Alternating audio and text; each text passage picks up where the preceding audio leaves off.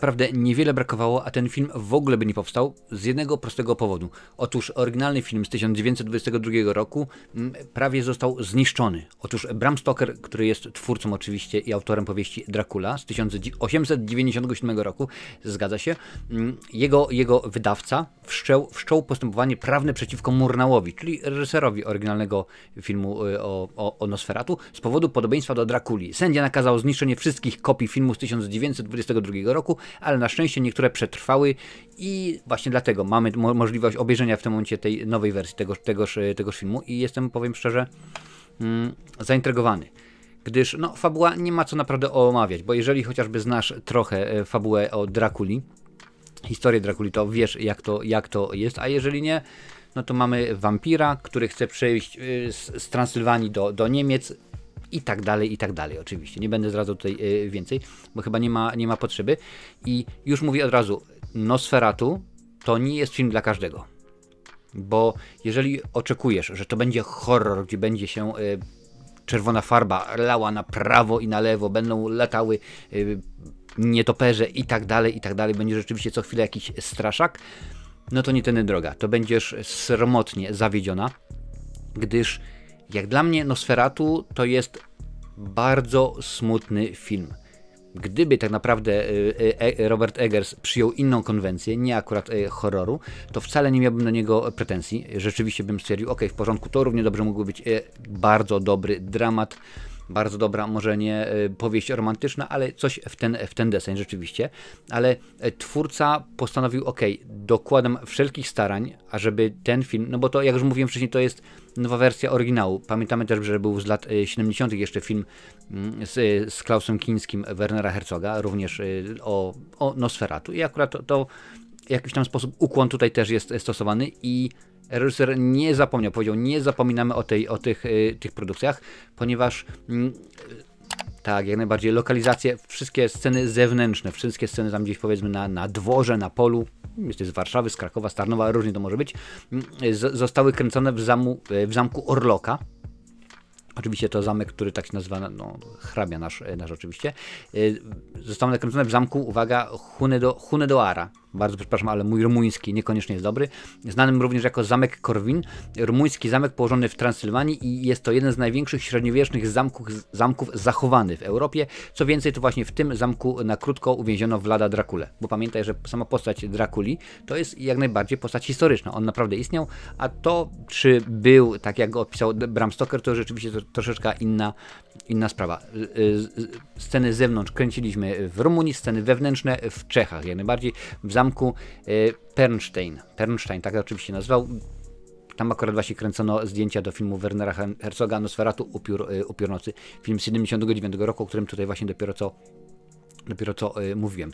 I co mi się bardzo spodobało, to sposób, w jaki Eggers podszedł do tego filmu, bo akcja się rozgrywa bardzo, bardzo powoli, film się rozkręca powolutku, w ogóle sam Nosferatu jako tako nie pojawia się, tutaj mam aż bodajże do około godziny dopiero pojawia się, no tam gdzieś rzeczywiście zobaczymy rękę, gdzieś tam oko, powiedzmy coś się pojawi, ale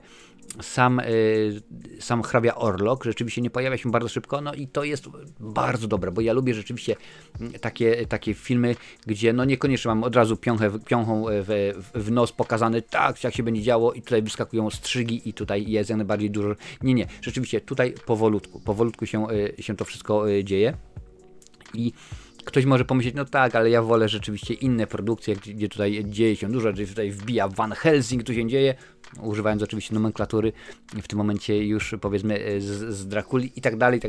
Nie, spokojnie. Mamy Drakulę, Orloka. Mamy Orloka, który no tak naprawdę jest bardziej postacią tragiczną niż straszną, wiesz, no wiadomo, że pewne rzeczy rzeczywiście muszą się wydarzyć.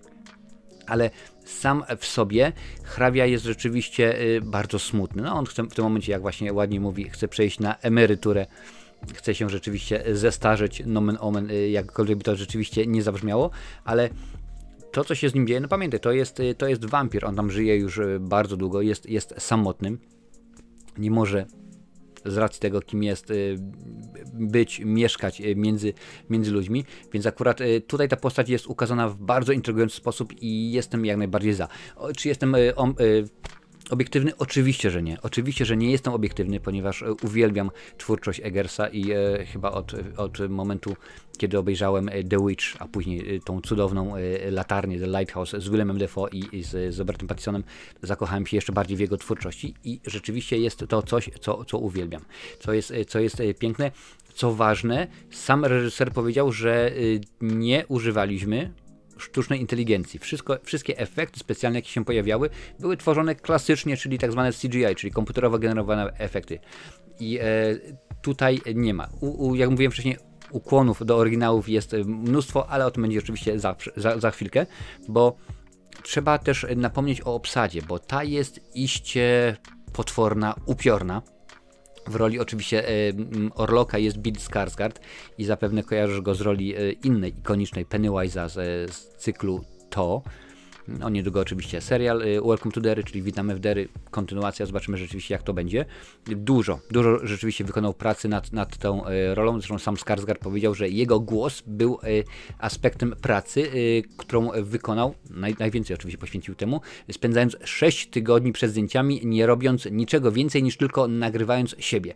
A na planie kontynuowałem to ćwiczenie, brzmi to trochę jak mongolski śpiew gardłowy, to jest szalone. Rzeczywiście ten głos jego jest taki bardzo dziwny. Co mnie zaskoczyło, on wprawia może nie w zakłopotanie, ale takie czułem się niekoniecznie dobrze. Rzeczywiście on sprawia, że czujemy się tacy zmieszani i nie jest to świetna sprawa i to jak najbardziej, widać efekt pracy. Zresztą sam Skarsgård uczył się pod okiem nauczyciela operowego, tak aby obniżyć swój głos o oktawę, by głos hrabiego Orlocka brzmiał jak najgłębiej i to rzeczywiście udało się. Mam nadzieję, że polscy dystrybutorzy, ja mieszkam w Irlandii, więc tutaj widziałem tenże film, nie wpadną na żaden dziwny pomysł, stwierdzając, to my damy dubbing. Nie, spokojnie. Jeżeli masz możliwość obejrzeć tylko i wyłącznie z napisami w oryginale, lektor też na pewno będzie zabijał tutaj troszeczkę tą przyjemność właśnie słuchania hrabiego Orlocka. Zresztą sam Bill Skarsgård był przerażony, był przerażony tą rolą. Podobno przygotowania do roli hrabiego Orlocka były tak intensywne, że Bill Skarsgård stwierdził, że jest to jedyna rola, w której naprawdę się przestraszył. W wywiadzie dla reżyser Robert Eggers zdradził, że Skarsgård mu powiedział: nigdy nie bałem się roli bardziej i prawdopodobnie już nie będę. Cała podróż była tak intensywna, kiedy zaczynasz uosabiać coś, co nie jest tobą, czujesz się jak naczynie. Po zakończeniu zdjęć stwierdził, że nigdy więcej nie zagra już roli, która będzie tak zła, tak przepełniona złem i nienawiścią i według mnie on świetnie to oddaje w tym filmie. Naprawdę świetnie to oddaje w tym filmie, bo mamy postać, która, jak mówię, nie pojawia się powiedzmy przez godzinę filmu, a odciska bardzo duże piętno. Wiadomo, że później w drugim, w trzecim akcie jego już jest bardzo, bardzo dużo, ale ta jego postać, czuć. Naprawdę w tym momencie tylko i wyłącznie mówię, na szczęście nie widzisz tutaj, ale mam ciarki mówiąc o tym, co się jak najbardziej dzieje. Ale nie był on przeznaczony do roli właśnie hrabiego Orlocka. On miał zagrać inną postać, dopiero po spotkaniu właśnie z reżyserem stwierdzono, nie, jednak to będziesz lepszy do roli Orlocka, to będzie coś fajnego i widać, że to był strzał w dziesiątkę. Zresztą jak bardzo często to ma miejsce oczywiście przy okazji filmów, nie była to jedyna obsadowa zmiana, bo Harry Styles i Anna Taylor-Joy również zostali obsadzeni w tym filmie w rolach głównych. Styles wycofał się z powodu konfliktu w harmonogramie, a projekt został opóźniony, co spowodowało, że Anna Taylor-Joy również wycofała się później, ponieważ w tym czasie właśnie kręciła film Furiosa z Mad Max Saga i oczywiście zastąpiono ją wtedy przez Lily Rose Depp. I akurat, niestety tak to jest. Pamiętasz, jakiś czas temu mówiłem, że to, że mieliśmy strajk aktorów, to nie jest tak, że strajk się kończy w tym momencie i tutaj jak najbardziej wszystko się wyprostuje. Nie, wiele jeszcze lat będziemy, można by powiedzieć, cierpieć katusze z tegoż powodu, ale akurat to rzeczywiście się udało. Więc obsada jest bardzo dobra i to jest silny aspekt tegoż filmu, bo nie tylko oczywiście hrabia Orlock w tejże roli, niesamowity, tak, niesamowity Bill Skarsgård, nie tylko Lily Rose Depp, ale także pojawia się oczywiście Nicholas Hoult w roli Thomasa Hattera, to mam oczywiście otwartą ściągawkę. Pewnie większość widzów go kojarzy z innych ról, chociażby z roli Bestii w X-Menach. Niebieska rola, ale akurat rzeczywiście sprawdza się tutaj w tym, co ma do zagrania. Jest akurat postać jego jest rzeczywiście na tyle interesująca, że jestem zadowolony, ale jak dla mnie miał tutaj konkurencję ze strony Aarona Taylora Johnsona, dopiero co o nim mówiłem oczywiście przy okazji filmu Craven, bo tutaj również on występuje jako Friedrich Harding, tak akurat się nazywa jego postać, rola drugoplanowa, ale widać, że no, przyjaźnią się panowie w tymże filmie, ale widać, że było tak, rywalizacja, kto lepiej, ale i tak, jak bardzo chyba często, to jest jeden z najbardziej, jak dla mnie, niedocenianych aktorów, wiesz, obok Steve'a Buscemiego i Tima Roffa, Willem Dafoe, który pojawia się tutaj w tymże filmie, nie jako oczywiście Van Helsing, a jako, uwaga, próbuję przeczytać, profesor Albin Eberhard von Franz, tak się nazywa jego rzeczywiście rola, no to on kradnie ten drugoplanowy, że tak powiem, status aktorski, on tutaj się wybija, w ogóle naprawdę mnóstwo pracy ze szczurami, bo jest ich tutaj całe mnóstwo, bodajże w jednej scenie jest około chyba 200 szczurów i to były prawdziwe zwierzęta, prawdziwe gryzonie i z nimi właśnie współpracował Willem Dafoe, nie było problemu żadnego, w ogóle zaskoczony byłem, gdyż PETA, czy tam PETA, jak to woli, organizacja działająca na rzecz zwierząt oczywiście, stwierdziła, że zbojkotuje ten film, ponieważ szczury są w tym filmie utożsamieniem zła. I to im się bardzo nie podoba. Tam mi troszeczkę przyszedł do głowy inny cytat, co prawda z polskiego filmu, kiedy Siara mówi do Wąskiej, czy tobie się sufit na łeb nie spadł? No bez przesady, żeby naprawdę już płakać, że szczury są uosobieniem zła i dlatego będziemy bojkotować ten film. No akurat to chyba nie tędy rzeczywiście droga. W każdym razie aktorsko film bardzo pięknie się prezentuje i no widzisz, mówię na temat tej produkcji, a to się nagle okazuje tak super świetnie. Bardzo ładnie. Naprawdę bardzo ładnie i to akurat chyba do tego już nie można mieć zastrzeżeń, bo to jest akurat, wydaje mi się, znak towarowy, znak firmowy Eggersa, że film pięknie wygląda. Wszelkiego rodzaju wnętrza, kostiumy, scenografia, to wszystko jest cudowne.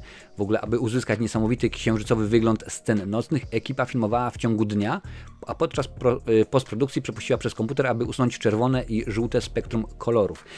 To bardzo często robi Ridley Scott, tylko o ile w jego produkcjach to aż razi, bo te filmy są, tak powiedzmy, bardzo niebieskie, w momentach, kiedy nie powinno być. Tutaj, zresztą jak widzisz na plakacie, na miniaturce za mną, to jak najbardziej działa, to się jak najbardziej sprawdza, wiesz, to wpisuje się idealnie w ten cały kanon, w tę całą postać, tę mitologię hrabiego Orlocka i to rzeczywiście jest zrobione bardzo, bardzo, bardzo dobrze i umiejętnie. I tutaj, tak jak już mówiłem wcześniej, zastosowano triki różnego rodzaju komputerowe, triki z kamerami, tak jak chociażby w tym momencie. Wejście na przykład hrabiego Orlocka do domu Hatterów i jego cień przesuwający się po ścianie. Jest to odzwierciedlenie kultowego ujęcia z oryginalnego filmu, w którym hrabia Orlok wchodzi po schodach.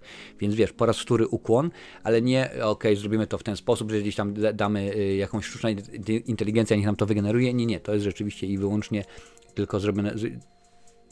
Magia Hollywood, wiesz, triki, sztuczki. Tak samo jest scena, w której Orlok bezpośrednio stawia Ellen czoła swojemu ultimatum, tak jest przynajmniej ładnie napisane, bądź ze mną, albo się będzie coś działo. Oczywiście jest to odnośnik z kolei do filmu Wernera Herzoga z 1979 roku. Nie będę tutaj mówił, o co chodzi i też tak właśnie miało to miejsce, więc ten film działa na wielu płaszczyznach, ale też na wielu płaszczyznach nie działa.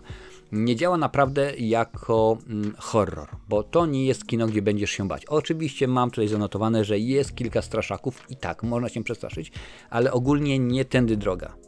Wydaje mi się, że bardzo dobrze ten film można było przedstawić jako dramat psychologiczny i byłoby świetnie. Jakiś czas temu był taki film z Tomem Hiddlestonem bodajże, Only Lovers Left Alive, tylko kochankowie przeżyją, też o parze wampirów, ale to był smutny właśnie dramat i tak samo ten film trzeba postrzegać. To nie jest straszak. Jeżeli chcesz rzeczywiście się bać, nie tędy droga.